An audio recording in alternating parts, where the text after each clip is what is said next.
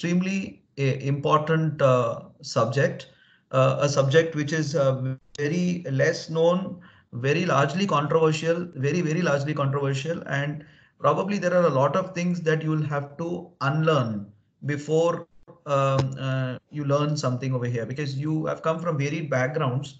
Like you've come from another hospital, you've studied another hospital, third person studied another hospital, and unfortunately, there are different practices in other hospitals. What we need to know is what is right. Okay, so there are very different viewpoints in these cases. So if you have any doubts and all, it's important that you actually ask these doubts. A very important topic. Our plan for today would be to understand about hemodynamic management, which is the crux of critical care. If there is something in critical care that really is our own, is it is hemodynamic management. All right, and in hemodynamic management there are a large number of controversies. For example, if I would ask Kanchan, just come onto the screen properly. If I ask Niharika, if you have a patient who has a blood pressure on the lower side, okay, you have a patient who comes with a blood pressure of 90 80 systolic, all right, and he has come to you and he's breathing fast, what would you do? What would you do? Sir, I'll first look for any if he has any hypoxia, I'll provide proper oxygen to him, Yeah. and with this, I'll start with I'll give fluid first and So see this is how he exactly. responds. So Niharika, I heard your answer. So let's mute yourself. So what we are looking at, see, is that this is like a knee-jerk response. If you look at anyone who comes and I tell hypotension, the first thing that the doctor would say is, "Let me give some fluid." Now this is what the biggest issue is. This is what the biggest issue is. Whether fluid is going to help, whether fluid is not going to help, what is going to happen to the fluid, which fluid are you going to give, how I'm much not quantity getting. are you going to give, how much quantity are you going to give, what is going to happen with that fluid, is that fluid going to remain in the compartment, is it going to get out of the compartment, what is your guarantee that this fluid is going to get your blood pressure up, what is the guarantee that it is going to improve your urine output, what is the guarantee that is going to improve your patient. So there are so many things that you have to think of before you're giving the fluid. Is it going to harm my patient or is it going to benefit my patient? There's too many things that you need to look for when you're actually giving fluid. So it's not so simple that giving fluid. So in an anesthesia room, very often when the anesthetist is looking after a patient inside the hospital, inside in the OT, the moment the blood pressure drops, the first thing that the anesthetist does is gives X amount of fluid. Now that is probably not a right option, not a right idea, not supposed to be done. So how do we do this? How do we tackle this fluid related issues? So to understand fluid related issues, the first thing we need to understand is what happens when you give a fluid. Okay, when you give a fluid, what happens? What is going to happen in the future? Whether you have to give this fluid. So to answer a few questions, we'll first go to Dr. Prasad. And we'll first understand, most of these patients that are coming into the ICU are those patients who are mechanically ventilated. They are very bad. They can't breathe well, and they put them on a ventilator. Now, what happens when you put the patient on a ventilator? What happens to the body? What happens to the blood? What happens to the fluid in the body? To understand that, let us look at what Dr. Prasad has to say as to what happens when you put the patient on a ventilator, and do they have any interaction with the heart, and do they have any interaction with the lungs? Prasad, Yes, sir. I need you to start your topic. I will just share your Yes, sir. screen. Yes, Just sir. a minute. Let me search for your screen first. Okay, 1 minute.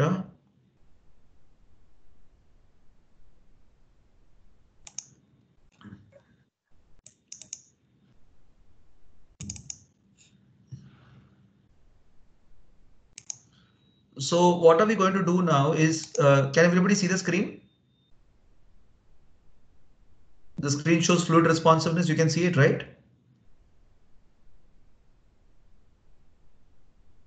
No? No, sir. No, sir. No, just wait. Now? Yes, sir. We can see it.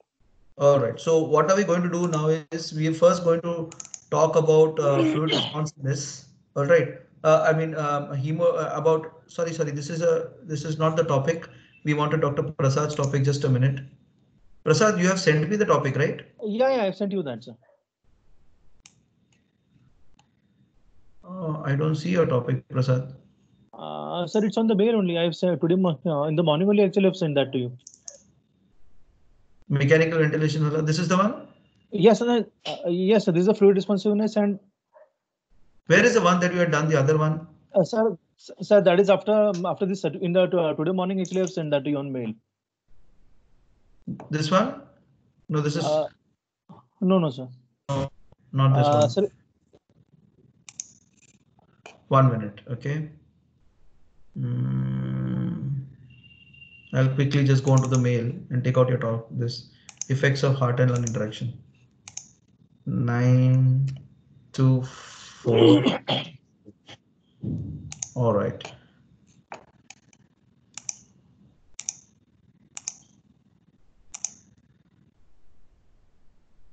Okay, can you all see this? Everybody? Can you all see this? Yes, sir. All right. So over to you, Prasad. I hope everybody can hear Prasad. Hello. Yes, everybody sir. Can hear Prasad. All right, Prasad. Yes, you'll be now reducing the screen, and you will probably see everyone there. Yes, and you need to start talking. All right, Prasad. Huh? Yes, sir. Okay. So let's, Prasad, over to you. Okay, so very good morning to all of you. So the today's topic is the effects of mechanical ventilation on hemodynamics. So before that, first of all, we need to know what is the normal physiology which takes place during the inspiration, and what are its effects on the cardiovascular system. So, sir, next slide, sir. Yeah, so first of all, we need to know the different pressures which is there related with the lungs. So we know there is visceral pleura, parietal pleura, and there is fluid in this space. So it's called as pleural fluid, and the pressure inside this closed space between visceral and parietal is called as intrapleural pressure. So it's, and the main thing that we know for any the atmospheric pressure we consider it to be at 0, which is, and this alveoli air which is outside in the atmosphere, which is in continuation with the air inside the alveoli. So the pressure inside the alveoli, which is also called as intrapulmonary or intrathoracic or intrapulmonary pressure or intrathoracic pressure. There are two different pressures. First is inside the alveoli, and one pressure is inside the alveoli called as intraalveolar or intrapleural pressure, and another pressure is inside the pleural space, and that is called as intrapleural pressure. So mainly the distinction pressure when we during inspiration, what happens, a lot of changes it happens in the various pressures. And another terminology is this transpulmonary pressure, which is also called as distending pressure. It is the intrathoracic pressure minus intrapleural pressure. So that is intrapulmonary pressures minus intrapleural pressure. So this is the distending pressure of the lungs. So we need to know what kind of changes there happens during the inspiration as well as expiration. Sir, the next slide. And two more important things aspects are that there are two different tendencies. We have the lungs are thoracic cavity. So the lungs have got the internal tendency to go inside, that's the tendency of lungs is to collapse, and the tendency of the chest wall is to expand. So in between these two spaces, the pleural fluid is there. So what happens whenever the inspiration it takes place? During inspiration is an active process and the expiration is passive process. So by active process, it means by active mechanical contraction of the muscles, different changes in the pressures they take place, and accordingly, subsequently, changes in the volume, changes in the volume it occurs because of the changes in the muscles of the respiration, and subsequent to that, changes in the pressure it occurs. So what happens during inspiration, the diaphragm, it goes down. We have got this intercostal muscles as well as diaphragm of inspiration. So during inspiration, the mechanical contraction of the diaphragm, it goes down. So diaphragm goes down. So along with that, it also stretches the pleura, parietal pleura along with it. So since the pleural fluid is there in this closed space, this parietal pleura, it also picks up the visceral pleura and it expands. So what happens, initially the normal pleural pressure, that is minus 5 millimeters of water or minus 5 millimeters of mercury. So as the volume expands, as the muscle contracts, as the diaphragm goes down, as the intercostal muscles contract, the volume of the lung, it increases. and subsequently the pressure it decreases. The pressure it decreases in the sense in the intrapleural pressure is -5 millimeters of mercury. So it decreases means from -5 it goes to -10, -15 like this. So during inspiration, the pressure goes down, and accordingly the alveoli also get stretched. So because of this drop in pressure, the volume from the atmosphere comes into the alveoli. So now this thing, and one more thing is to note that the heart is situated inside this thoracic cavity. So since heart and lung, both of them are very closely associated, the effects, whatever the effects are happening inside the lungs, they are going to reflect in some other way on the heart also. So what happens, sir, next slide. Sir. As we can see, the inspiration and expiration, both of them have got different effects on the heart. Heart on the right side as well as on the left side. And initially, as the diaphragm during inspiration, diaphragm goes down. And one more important aspect is that inside the thoracic cavity, we have got superior vena cava is there, and IVC is situated outside the thoracic cavity. Hello. Yeah. Sir Saurabh को accept करना है. किया. हाँ, thank you. Yeah, go ahead, Prasad. So yes, sir. Sir, so what during inspiration the diaphragm it goes down, and as we know, this IVC is situated outside the thoracic cavity, and SVC is situated inside the thoracic cavity, and all the major vessels, the pulmonary vessel, all the major vessels are situated inside the thoracic cavity. So any kind of pressure changes that happens inside the thoracic cavity, they are going to impact upon the pressure upon these vessels, major vessels situated inside the thoracic cavity. So the what happens as the diaphragm goes down, the intra-abdominal pressure it increases. And there are two changes that are happening as the diaphragm goes down during inspiration.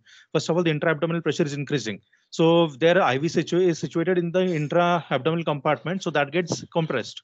So thereby increasing the pressure inside this vessel of the IVC. And at the same time, as the inspiration, as the diaphragm goes down, the thoracic cavity is expanding.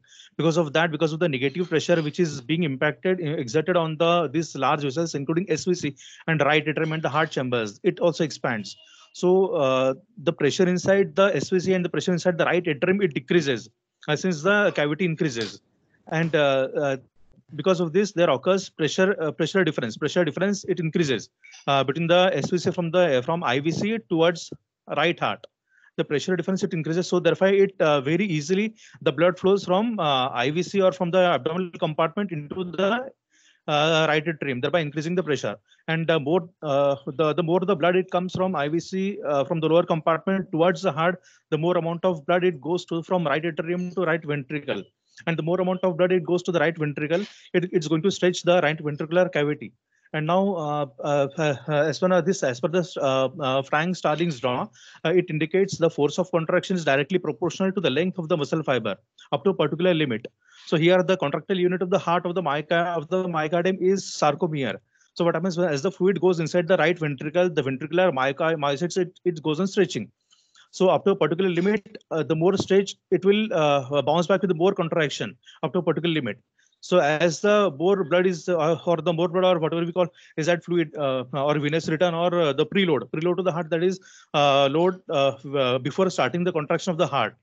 So this as the heart contracts, the blood, the output of the cardiac of the right as well of the right ventricle increases, and the more blood flows to the pulmonary vessels. And then after the delay of 3 to 4 beats. After a delay of 3 to 4 beats, the blood it goes to the left side of the heart. So what happens? The main thing, the changes that happens during the inspiration is that on the right side, the preload it increases. The preload it increases on the right side, and then on the left side it decreases. And afterload and it also decreases on during inspiration on the right side, and afterload it increases on the left side. So these are the changes which happens during inspiration. That is, the normal inspiration is negative pressure ventilation that we take normal in spontaneous breathing. And during expiration, the exact same opposite changes that take place. As during expiration, again the diaphragm goes up, it increases, it releases the pressure inside the thoracic cavity into the major vessels on the SVC and the right atrium. It increases the pressure on this compartment, and then it releases the pressure from the IVC component. so thereby decreasing the pressure gradient. So the output it decreases. The exactly opposite changes it happens when the expression takes place. So this is what happens during the normal spontaneous breathing. And in the positive pressure ventilation, in that mechanical ventilation, we expose the patient to the positive pressure ventilation. So whatever the pressure is inside the pleural, the intrapleural pressure is -5. So we expand the lungs, thereby making it making the intra-alveolar pressure positive. So so what happens? This cardiac output is gone by. First of all, the most essential thing is to maintain for any kind of shock, which is the inadequate perfusion of the tissue. The main important thing is to increase the perfusion to the end organ. So for that is to be mentioned. That is to be maintained. That occurs because of the increased MAP or increased arterial pressure. This arterial pressure is given, or BP, blood pressure, is given by the product of cardiac output and systemic vascular resistance. Now, this component of cardiac output, it again depends on the two part. Cardiac output is a product of stroke volume and heart rate. So whatever the factors which are going to impact these two individual stroke volume as well as heart rate, they're going to impact the cardiac output. So now coming to the stroke volume, So stroke volume it is a positive the effects of positive pressure ventilation on cardiovascular system. So sir, slides. The factors influencing positive pressure ventilation on cardiovascular system. First of all, the intrathoracic pressure or intrapleural or intraalveolar pressure, that is intrathoracic pressure. So because you know the descending pressure is TPP is intrathoracic pressure minus intrapleural pressure. Sir, pehle ka slide sir. And so this is already we have talked just the mechanical properties of the lung and chest one. Yes. Yes. Sir, उसका आगे का, उसके पहले का. हाँ, ये slide sir. So during this stroke volume, the main stroke volume, it depends on the preload, afterload, and contractility. And by preload we mean fluid. The fluid, the more the fluid will give, that is increased venous return or increased preload to the heart, it increases the stroke volume. But for this fluid response, we need to know the negative is better and more fluid is positive balance is not good. So therefore, we need to know whether this venous return or the preload that we are giving to the patient is it going to impact? Is it going to be proven helpful or not? So for that, we need to know whether the patient is responsive to the fluids. Okay. So this venous stroke volume is dependent on the venous return, and this venous return is again it depends on multiple other factors. So with the mechanical ventilation, it decreases venous return, and preload decreases, and contraction also decreases. And this heart rate, okay. And heart rate, okay, heart rate it depends. It becomes important only in case of atrial fibrillation, where the atrial kick is important for the blood volume inside the ventricle. Sir, agla slide, sir. Okay, so let us stop here as of now. All right. And we will take this in the next lecture as to what this is all about. At least the basics. This was basically to understand the basics of what happened. So let me just explain to you once more. Prasad, thank you. So what we're going to do is I don't know how much you have understood from what Prasad has said, but let me explain to you once more. So so you must understand that the heart and the lungs are in series. Okay, everything is in series. The whole blood in your body is moving about in series. Now, what is happening over here is that there are two kinds of circulations. You must first understand that there is preload and there is afterload. Now, what is preload? Preload is basically dependent on your venous return. So if your venous return reduces, your preload reduces. And when I'm taking preload in the context today, I'm talking about right-sided preload, right atrial preload, right ventricular preload. So this means to say, if I reduce the blood going into the right side of the heart, okay, that is the right atrium, then the right ventricle will be filled less. If the right ventricle is filled less, the right ventricle will send blood to the lungs less. And since it sends blood to the lung less, the blood that is coming out from the lung and going into the left atrium, that will be less. You've understood this concept? I'll explain this concept once more. If by any chance I, for some reason, reduce the venous return, if I reduce the venous return, that means I am reducing the central venous pressure. I am reducing the amount of blood going from the body into the right atrium. If I reduce the amount of body going into the blood going into the right atrium, that means the right atrium will give less blood to the right ventricle. If the right ventricle gets less blood, it will pump less blood into the pulmonary circulation. If it pumps less blood into the pulmonary circulation, then that blood which is going to go into the left atrium will be lesser. If that blood going to the left atrium will be lesser, the blood with the left ventricle will be lesser. And in short, the cardiac output will reduce. You understand?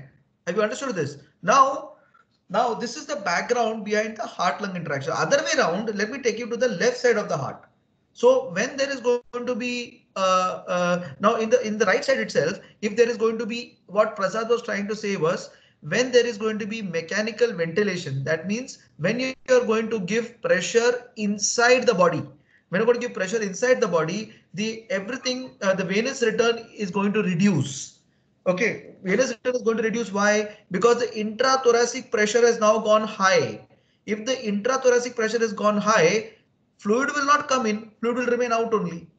It's as simple as that. Okay, if there is too much of pressure inside your chest, the jugulars will not be flowing blood inside. How is the blood going from the rest of your body into your heart? Because there is negative pressure inside. Whenever there is negative pressure inside, the blood rushes from outside to inside. That is how your heart gets blood. Now in the same vein, if we think about a patient who's on positive pressure, that means you're going to give very large amount of volumes of air into the chest wall.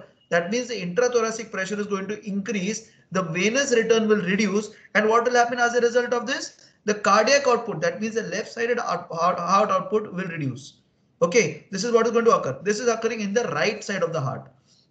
Now what is happening on the left side of the heart? When there is going to be increased pressure, all the blood that was lying in the capillaries beyond the alveolus is going to get squeezed. When the capillaries are going to get squeezed, this blood is going to rush into the left atrium through the pulmonary veins. It is going to rush into the atrium through the pulmonary veins. And what is going to happen to the left atrium now? The left atrium is going to get distended. The left atrium fluid is going to increase into the left ventricle. And this left ventricle is now going to increase. That means it's going to get empty. The left atrium and left ventricle will become empty because a large amount of blood is going to come, large amount of blood is going to go out. Okay, from the left ventricle, right? Okay, this means to say all this is going to cause in a couple of beats, in 2 or 3 beats, what is going to happen? That all the left right atrium is getting less blood, the left atrium has emptied everything. So in 2 or 3 beats, what is going to happen? There is going to be no blood in the circulation. That means the cardiac output will reduce immensely. Have you understood this? Have you understood? Prasad, have you understood? Sir. Yeah, Kanchan. Sir, and the volume in the left ventricle and atrium is increased due to the blood which shifts from the capillaries. But how it is empty? I mean, because of this Frank-Starling law, that it gets stretched and its content more rapid. So understand this once more. Let's first talk about the right side of the heart. Okay, what is happening to the right side of the heart? You understood what happened to the right side? Have you understood that? Yes, sir. Okay. Yes, now what happens to the left side? Now beyond the alveolus, there is a capillary. There are capillaries beyond the alveolus. Now, when there is going to be an increased pressure, the alveolus is going to get distended. When the alveolus is going to get distended, it is going to squeeze the capillaries. The extra alveolar capillaries is going to squeeze them. Okay. When it squeezes them, what is going to happen? When it squeezes them, all that blood which is lying in those capillaries, which are oxygenated blood, is going to rush into the left atrium through the pulmonary vein.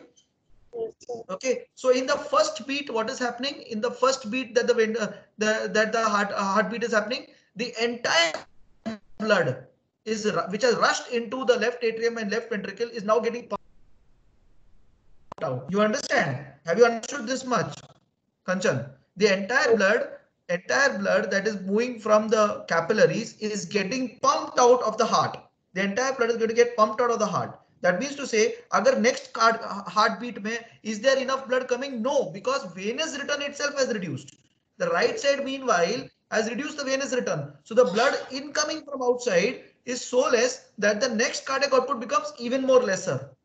Have you understood this now? I'll explain this once more. Rohit, have you understood? Yeah. Elizabeth, you understood? Niharika? Prasad? So one more time, can you please explain, sir, this on the left side? Okay, Prasad, you first keep your phone in such a way that I can see your face. I can see your forehead. Okay. Yeah. I feel I'm speaking to a forehead. Right. So once more I'll explain to you. Now understand this very clearly. What is happening to the left side? Okay, Prasad, you can hear me, right? Yes, sir. Okay.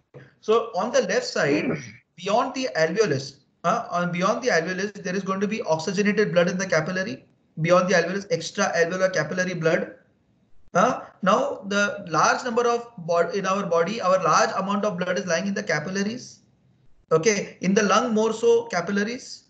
All right. So now what is going to happen when the patient you have given a very large tidal volume, or for that matter has been mechanically ventilated, which is opposite to what we normally do. The alveolus are going to distend by pressure. Since they're going to distend by pressure, this is going to squeeze those extra alveolar capillaries. So when they squeeze the extra alveolar capillaries, the blood in those capillaries rush into the left heart. The blood rushes into the left heart. Okay, that is the first breath that you have given. The first breath that you have given. Okay, so everything is going to rush into the left heart, from the left heart to the left ventricle and out into the circulation. Now in the next heartbeat, is there blood there? There is no blood there, because everything has rushed into the left atrium, everything has rushed into the left ventricle. So the amount of blood lying over there is much lesser. Okay, more so this is amplified because the venous return is also reduced. Why is the venous return reduced now? That we discussed, that once there is going to be increase in intrathoracic pressure, the venous return is reducing. Since venous return is reducing, right atrium, right ventricle is not pumping out the kind of blood required. Since right side say blood is coming less, left already has less blood. In 2 or 3 heartbeats, the cardiac output will markedly come down. You understand? This is the principle behind all the various fluid responsive indicators that we have.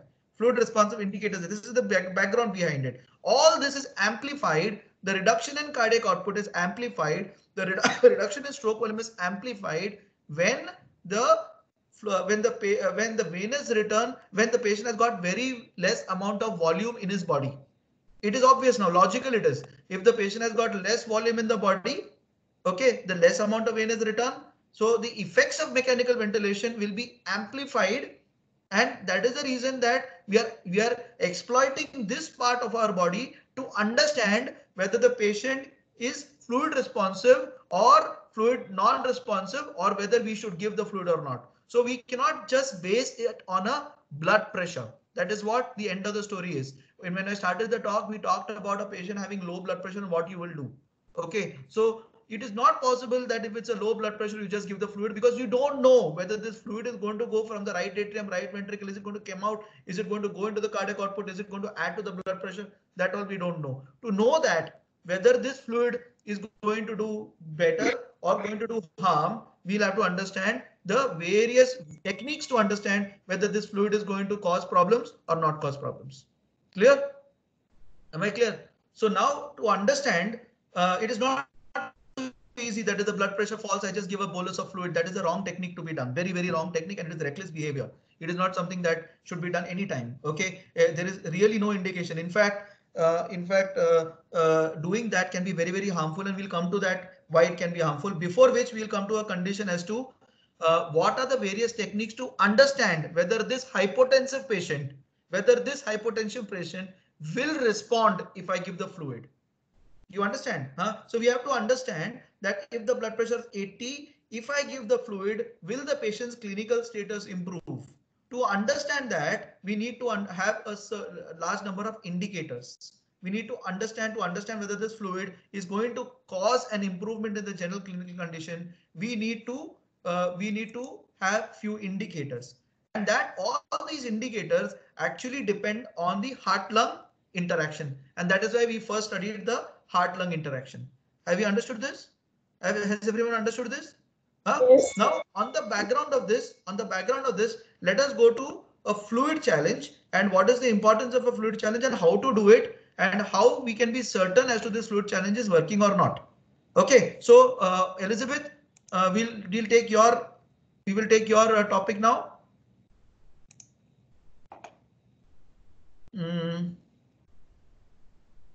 Hold on, just hold on.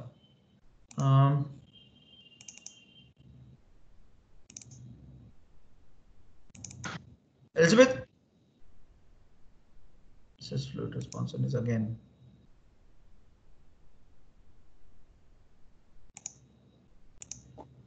Elizabeth, is this your topic? Is this yours? Hello? Elizabeth, unmute yourself. You need to unmute yourself.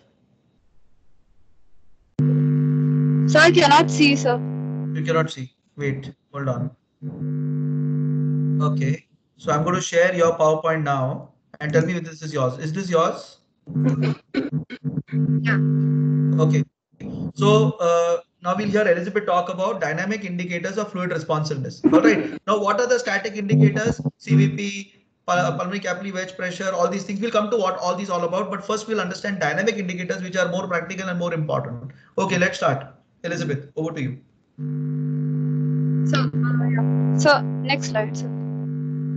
Yeah, so today we are going to talk about these dynamic indicators. So starting with fluid challenge and different variations like systolic pressure variation, pulse pressure variation, stroke volume variation. Then we'll talk about tidal volume challenge and the role of EtCO2, and one more was there which I did not include, that is end expiratory occlusion test. So actually Prasad sir has already gone through most of the things that I wanted to talk about, but we'll quickly run through these slides. These are basically just to know these terms, like as I talk about the indicators. So cardiac output, we know it is stroke volume into heart rate, and cardiac index is based on the body surface area. So it is basically cardiac output divided by body surface area. So next slide you can. So Yeah. So so here basically cardiac output normal we know 4.5 to 6 liters. Cardiac index. Now important thing here is know that cardiac index is directly proportional to the stroke volume. Okay, and this is basically depending on three major factors like Prasad sir has told: preload, afterload, and contractility. Now talking about stroke volume, we all know, but that is basically the volume that the blood that is pumped out of the heart during each systole. Okay, that can be taken by the end diastolic volume minus the end systolic volume of the left ventricle, and it depends again on the contractility and the end diastolic volume. So next slide. Preload is so these terms preload and afterload, they generally we think of it in the terms of volume. But actually the definition talks about a term called stretch and the strain at which the heart is pumping blood at or with. So in preload, it is basically the maximum degree of stretching of the myocardial fibers that happens just before the ventricular contraction, and it is determined by the sarcomer stretch at the end diastole. Yes. So now we'll talk about a law which I think Prasad sir also talked about it. So Frank-Starling's law. It says that how much ever this degree the fiber elongates during the diastole, okay, is directly related to the subsequent myocardial fiber shortening that happens during the systole. Okay, so at a constant heart rate, what happens is this cardiac output is directly proportional to how much you load the heart with, the preload to the heart. Okay, but at a certain point, what happens is the cardiac output fails to increase further. So we'll see that in the graph. So next slide. So this is what happens. So you can see this graph is the based on the Frank-Starling's law. It says between the ventricular preload and the stroke volume. So as you are loading the heart, the stroke volume directly increases for some amount of time, and at a certain point the stroke volume fails to increase further with how much ever you load the heart further. So there are two phases you can see in the graph: preload responsiveness phase and preload unresponsiveness phase. This is important when we come to a case where we are dealing with a bad heart. So we need to know if the patient is preload responsive or not. Yeah, so this is what sir was saying, venous return to the heart. It is main determinant of preload. So more is the venous return, more is the cardiac output to the heart. So next slide. Next. So a bad heart. So in a bad heart, it cannot cope with the increasing right atrial pressure. So ultimately the venous return will drop and the pressure gradient between the venous system and the right atrium will drop, leading to a decrease in the cardiac output. Next. So a term called preload dependence. So preload dependence means it is more is the end diastolic volume to the ventricles, more will be the stroke volume. Next, sir. Okay. So now the term called afterload. So afterload is also pertaining to the force at which the ventricular wall is pushing blood onto during systole, or arterial impedance, what we call, to the ejection of the stroke volume. So it is defined as a stress on the ventricular wall. Yeah. Next slide. Now we'll start with the dynamic indicators. So first we'll start with the fluid challenge. So what exactly is fluid challenge? So we have heard of different terms like fluid loading, fluid resuscitation. Fluid challenge is basically a diagnostic thing that we do for a hemodynamically compromised patient. So over here, they have, based on one of the studies in 2017, they have defined it as this: crystalloids or colloids, you give it at 500 ml over around half an hour, and that if it leads to an increase in the cardiac index more than or equal to 15%, it's a good response, a positive response. But all of us know that the main drawback of a fluid challenge, the dangerous part, is harming the patient with fluid overload. There's a term called preload reserve. So these are responsive patients. Fluid responsive patients are known to have a good preload reserve, and that will increase the stroke volume. Now, fluid responsiveness does not merely mean that the BP increases. It is based on some parameters which we'll be talking further. And another thing is fluid loading.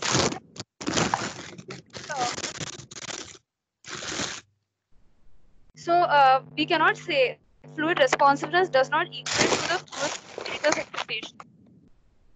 Over here, yeah, same thing that I said. It's a diagnostic intervention. It indicates whether the patient will benefit from giving fluid replacement.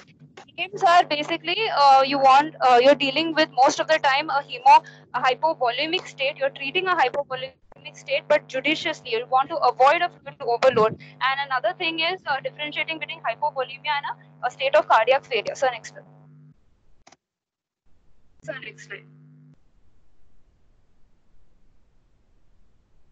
Sure. Yeah. So next slide. Next. You don't want the mini fluid challenge? Sir, you have not changed it, sir. I cannot see. I changed it. No, on my screen it is stuck at a fluid challenge being a diagnostic intervention. Aims and all are still there, sir. How is that? Now you're not getting it? No, it's still stuck, sir. Hold on. Let me just stop sharing and restart the sharing. All right? 1 minute. Now? No, sir. Not changed. Is everybody else able to see? No, Everybody else? No, sir. No, sir. So the problem is from my side, looks like. So what I'll do is I will just stop it as of now and I'll get back in a minute. Okay, just hold on. Everyone just hold on. Okay.